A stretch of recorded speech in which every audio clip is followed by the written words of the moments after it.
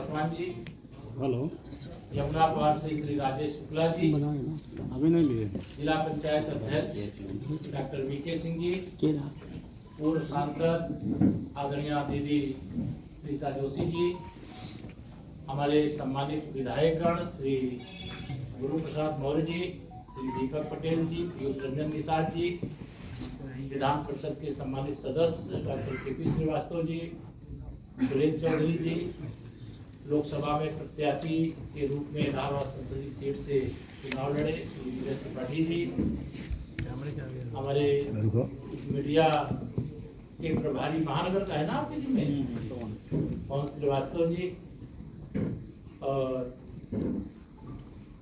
आप सभी पत्रकार मित्रों का पुनः स्वागत करते हुए 2027 का जो केंद्रीय बजट आया है उसी के संबंध में आप सबसे बातचीत करने के लिए मैं आया हूँ। 2026-27 का जो बजट आया है यह ऐतिहासिक है।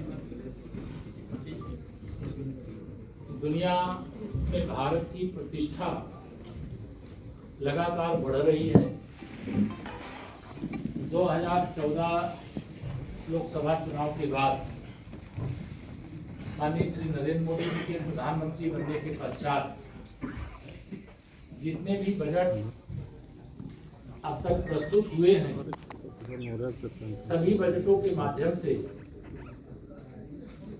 भारत की प्रगति, भारत के गरीबों को अमीर बनाने, भारत के अन्नदाताओं को आमदनी अधिक हो सके इसका प्रबंध करने, भारत की मातृशक्ति के सशक्तिकरण के लिए, भारत के युवाओं को रोजगार प्रदान करने के लिए कदम उठाए गए। लेकिन 2026-27 का बजट अगर मैं कहूं कि सारे बजटों का जो निचोड़ है वह इसके माध्यम से प्रस्तुत किया गया है तो कोई गलत नहीं होगा।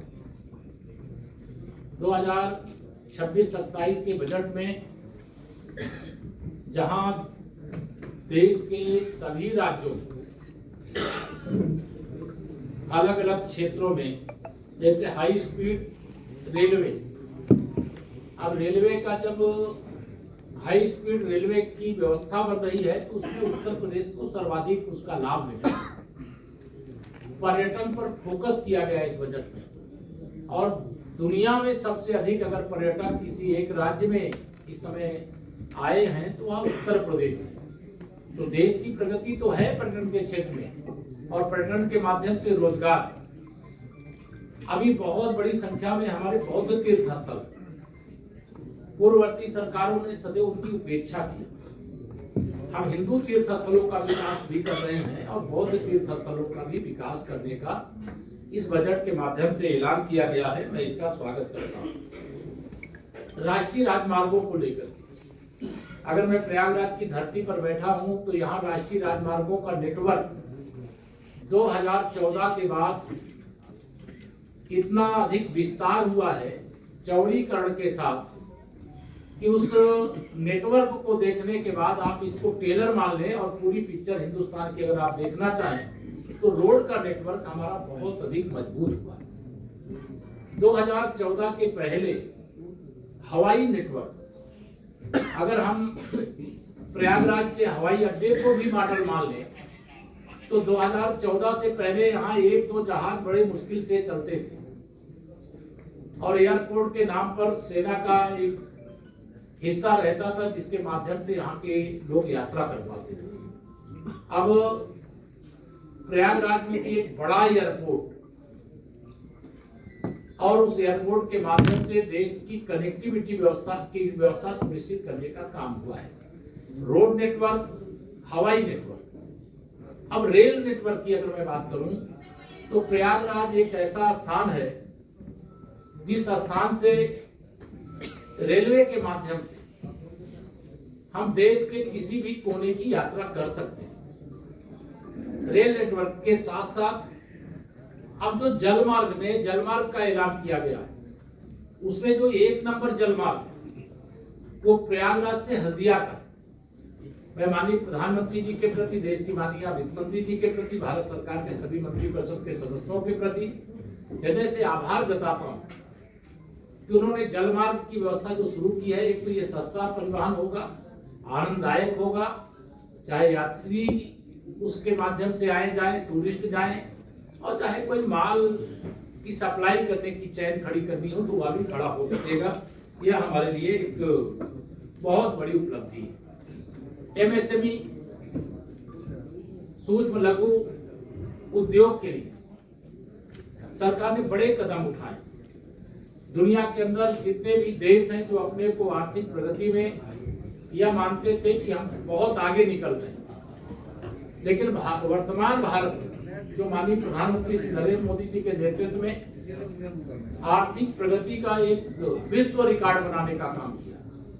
पूरी दुनिया में भारत से तेज आर्थिक विकास किसी देश का नहीं है, और यह तब हुआ जब अमेरिका का टैरिफ भारत के ऊपर 50% लगाया गया।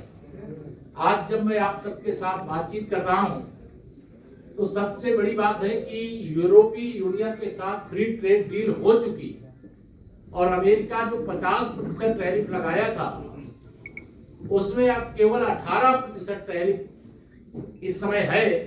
और मुझे माननीय प्रधानमंत्री जी के नेतृत्व पर पूरे देश को माननीय मोदी जी के नेतृत्व पर इतना भरोसा है कि आने वाला समय, वर्तमान समय भी भारत का है, आने वाला समय भी भारत का है। आर्थिक महाशक्ति के रूप में दुनिया में भारत तीव्र गति से प्रगति कर रहा है। आज दुनिया की चौथी अर्थव्यवस्था हम हैं और तीसरी बनने की ओर अग्रसर। हमारे यहाँ बायो फार्मा, एक उत्तर प्रदेश के अंदर एक कहे कि अगर संभावनाओं का, अगर कोई देश के अंदर सभी प्रदेश में संभावनाएं होती हैं, लेकिन सबसे अधिक संभावना वाला अगर कोई प्रदेश है तो उत्तर प्रदेश। और भारत सरकार के बजट के माध्यम से बायो फार्मा के क्षेत्र में एक बड़ी छलांग लगाने का एक निर्णय लिया गया है, और उत्तर प्रदेश सरकार भी इस दिशा में प्रयास भी कर रही थी। और एक तरह से मैं कहूँ कि सोने में सुहागा हो जाना यह एक हमारे लिए उपलब्धि है। कृषि के क्षेत्र में आप सब जानते हैं आर्टिफिशियल इंटेलिजेंस का जमाना आ गया। कृषि के क्षेत्र में भी एआई का इस्तेमाल का एक निर्णय इस बार के बजट के माध्यम से लिया गया। हमारे किसान उन्नत कृषि, जिससे उनकी आमदनी अधिक हो और जिसकी बाजार में डिमांड, और फ्री ट्रेड जहां जिन जिन देशों में हुआ है हमारे देश का कृषि उत्पाद उन देशों में पहुंच सके, इसके लिए इस बजट में बहुत शानदार यह प्रयास किया गया है। साथ ही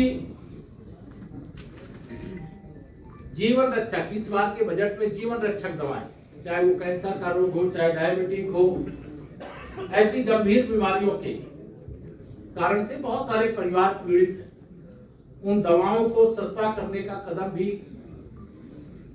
इस बजट में उठाया गया। ऐसी 36 दवाएं हैं। एक और बड़ा कदम महिला सशक्तिकरण की दिशा में, आप सब अवगत हैं कि इस बजट के माध्यम से जैसे हर जिले में उच्च शिक्षा को बढ़ावा देने के लिए गर्ल्स हॉस्टल की व्यवस्था करने का ऐलान किया गया। मैं इसका स्वागत करता हूं। इस ऐलान से जहां हमारी बेटियां पढ़ेंगी और आगे बढ़ेंगी और देश का नाम रोशन करेंगी, वहीं अलग अलग क्षेत्रों में भी महिला सशक्तिकरण के लिए कई कदम उठाने का काम किया गया। इस समय हमारे, जैसे मैं प्रयागराज में बैठा हूं तो औद्योगिक क्लस्टर, किसी भी देश के औद्योगिक विकास के आधार पर वहां के युवाओं को बड़े पैमाने पर रोजगार के अवसर प्राप्त होते हैं। भारत एक ऐसा देश है जिसके दुनिया में सबसे अधिक आबादी है, अर्थात सबसे अधिक हमारे पास उपभोक्ता है। फ्री ट्रेड डील के माध्यम से और एक मित्र देशों के साथ व्यापारिक संबंधों के कारण तो हमें जो उत्पाद, हमारा उत्पाद है दुनिया के बाजार में, उसे तो हम बेचने के लिए अवसर को तलाश लिए हैं, लेकिन हमारे पास उत्पादन है तो हमारे पास उपभोक्ता भी पर्याप्त मात्रा में मौजूद हैं। और दुनिया के सभी देश, हमारी इतनी बड़ी पॉपुलेशन है और इसकी खरीदने की जो क्षमता है उसको देखते हुए भारत के साथ अपने समझौते कर रहे हैं। यह भारत की प्रगति का सूचक है। शहरी अर्थव्यवस्था को मजबूत करने के लिए आप सब जानते हैं, जब 2014 में हम लोग माननीय मोदी जी के नेतृत्व में सरकार में आए थे, तो स्मार्ट सिटी के तर्ज पर हम लोग जो नगर निगम क्षेत्र थे उनको फोकस किए थे। लेकिन अब जो 10 लाख तक की आबादी वाले शहर उनको भी डेवलप करने का ऐलान इस बजट के माध्यम से सिटी इकोनॉमिक रीजन के माध्यम से, इसमें हमारे लखनऊ, कानपुर, नोएडा, गाजियाबाद, आगरा और वाराणसी जैसे शहर ये रोजगार के स्टार्टअप हब के रूप में भी डेवलप होंगे, क्योंकि इससे हमें बड़ी शक्ति मिलेगी। माननीय प्रधानमंत्री जी के शब्दों में अगर मैं कहूं कि यह बजट गरीबों के लिए समर्पित है, यह बजट महिलाओं के लिए समर्पित है, यह